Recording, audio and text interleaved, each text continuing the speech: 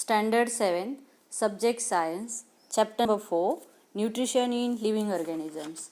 Students, today in this video, we are going to learn the following points: malnutrition, ways to prevent malnutrition, the concept nutrition, the concept foodstuffs, nutrients, types of nutrients, need for nutrition, modes of nutrition, the process photosynthesis, and the transport system in plants. So, let's start with the first concept, that is malnutrition. Kuposhan. Malnutrition is the state when the required nutrients for proper functioning of the body are not obtained through the diet. म्हणजे काय? आहारातून सर्व पोषक तत्वे योग्य प्रमाणात मिळाली नाही तर होणाऱ्या स्थितीला कुपोषण मीन्स मालन्यूट्रिशन असे म्हणतात. इम्बॅलन्स डाएट और ओव्हर न्यूट्रिशन और over eating can causes malnutrition. असंतुलित आहार किंवा अति खाणे यासाठी कारणीभूत असतो. Now which are the ways to prevent malnutrition. कुपोषण जर रोखायचे असेल आपल्याला तर आपण कोणकोणते उपाय केले पाहिजे. Which are the ways to prevent malnutrition. Taking wholesome food and balance diet is the way to prevent malnutrition.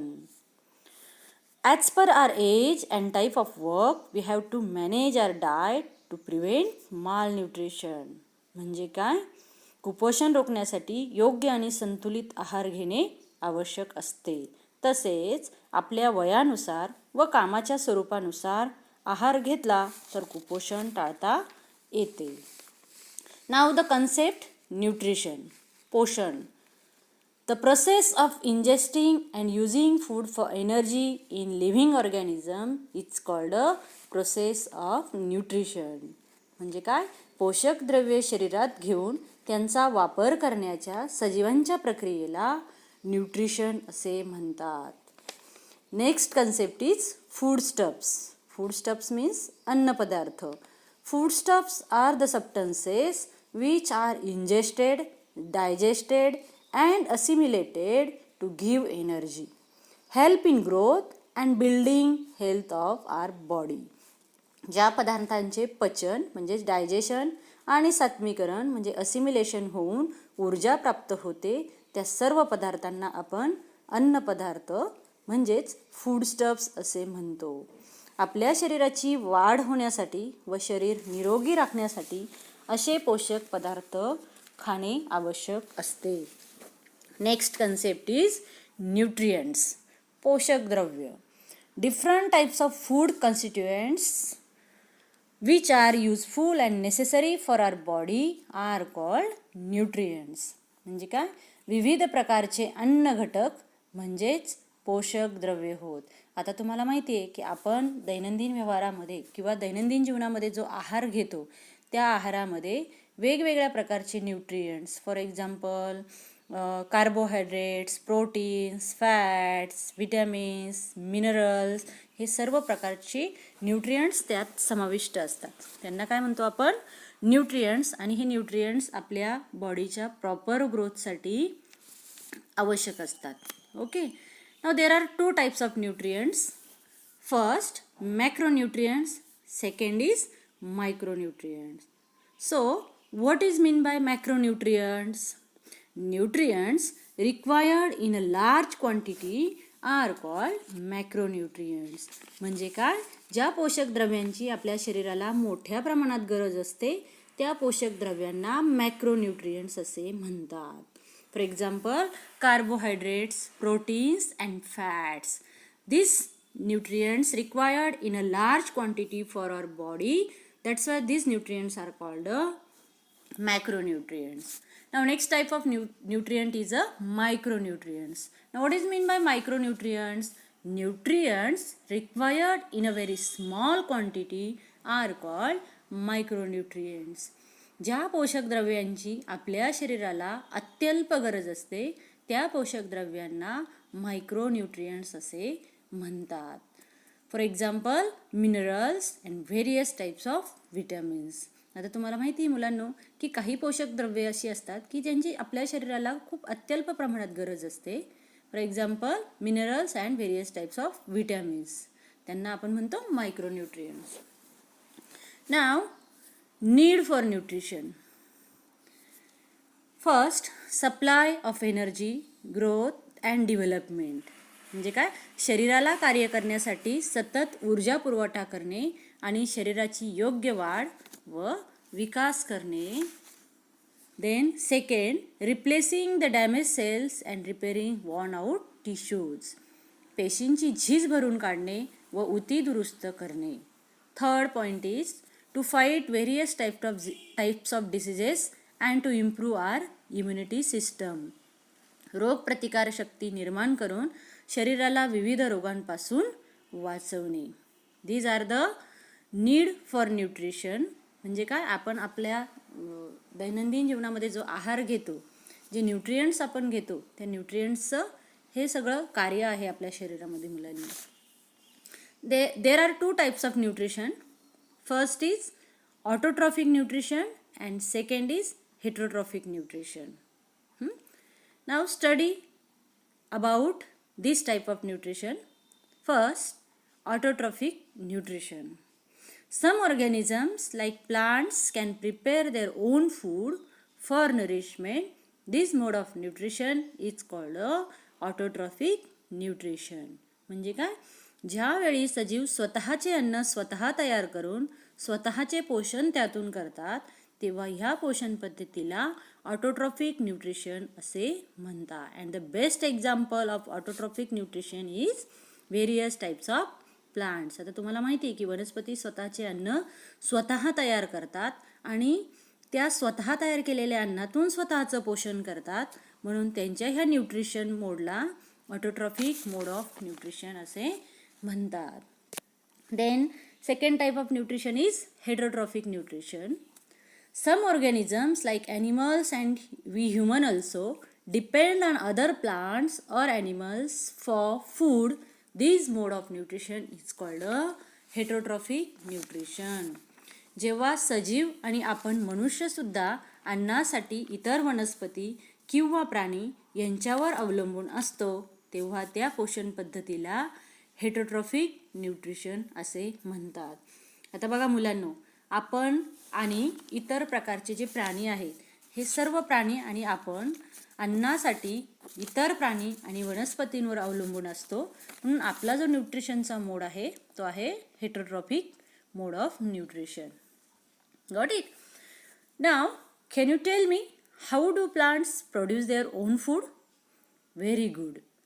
Plants prepare their own food by the process of photosynthesis. Now let's study about the process photosynthesis. Photosynthesis is the process performed by the plants with the help of sunlight and chlorophyll by using water and nutrients from the soil and carbon dioxide from the air. जमिनीतील पाणी, पोषक तत्वे व हवेतील carbon dioxide वायूचा उपयोग करून chlorophyll व सनलाईटच्या साहाय्याने अन्न तयार करण्याच्या प्रक्रियेला फोटोसिंथेसिस असे म्हणतात. Now what is the chemical equation for photosynthesis? The chemical equation for the photosynthesis is carbon dioxide 6CO2 plus water 6H2O in the presence of sunlight. Using chlorophyll, plants make their food in the form of glucose, that is C6H12O6 plus produce oxygen 6O2. This is the chemical equation for photosynthesis. Light energy of sun is converted into chemical energy which is stored in the form of food. Means in photosynthesis light energy is converted into chemical energy. Got it? In the previous standard you learned the concept energy and various types of energy, right? So this is the characteristic of energy. Energy cannot be created and not be destroyed. It's only change from one form to another form. So in photosynthesis process light energy is converted into chemical energy. Got it? Roots absorb water, minerals and salts from the soil. Stem transport this material up to the leaves. Carbon dioxide from the air is taken inside from the tiny pores called stomata present on the leaves. In the leaves there are chloroplast which contain chlorophyll. म्हणजे काय? पानांमध्ये chloroplast नावाचा एक part असतो आणि त्यामध्ये chlorophyll हे pigment असते. Chlorophyll absorbs sunlight and helps in the conversion of carbon dioxide and water into food. And what is the function of chlorophyll in the plants? To trap the light of sun. Okay. In the process of photosynthesis, oxygen is given out. आता बघा मुलांनो, आपण रेस्पिरेशनमध्ये जो काही carbon dioxide gas हवेमध्ये सोडतो, त्या carbon dioxide गॅसचा वापर वनस्पती स्वतःचे अन्न स्वतः तयार करण्यासाठी करतात आणि त्याच्या बदल्यात आपल्याला कोणता गॅस देतात? Oxygen, which is very essential for all living organism. Got it? Now the next topic is transport system in plants. There are two types of transport system in plants, that is xylem and phloem. So let's study about these two types of transport system found in plants. First, function of xylem. Transport of minerals and water from the roots to all parts of the plant is the function of xylem. म्हणजे काय? जमिनीतील पाणी आणि खनिज द्रव्ये, minerals and water roots काय करतात? Absorb करतात आणि ते प्लांटच्या इतर पार्ट्सला सप्लाय करतात. दिस is the process or this is the function of xylem. Transport of minerals and water from roots to all parts of the plants is the function of xylem. Got it? Next, function of phloem. Transport of the prepared food. For example, plants make their food in the form of glucose. I already told you. Transport of the prepared food, glucose, from the leaf to other parts of the plants. This food is either consumed or stored in different parts of the plants. म्हणजे काय?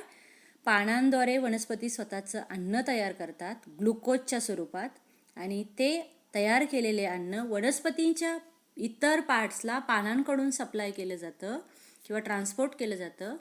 त्याला म्हणतात phloem or this is the function of phloem. Plants do not have separate digestive or excretory system. म्हणजे बघा मुलांनो, आपल्या बॉडीमध्ये ज्या प्रकारे डायजेस्टिव्ह सिस्टम वेगळी असते आणि एक्सक्रेटरी सिस्टम वेगळी असते आणि प्रत्येक सिस्टमचं कार्य हे वेगवेगळं असतं, तसं वनस्पतींमध्ये कुठल्याही प्रकारची सेपरेट डायजेस्टिव्ह किंवा एक्सक्रेटरी सिस्टम नसते. समजलं?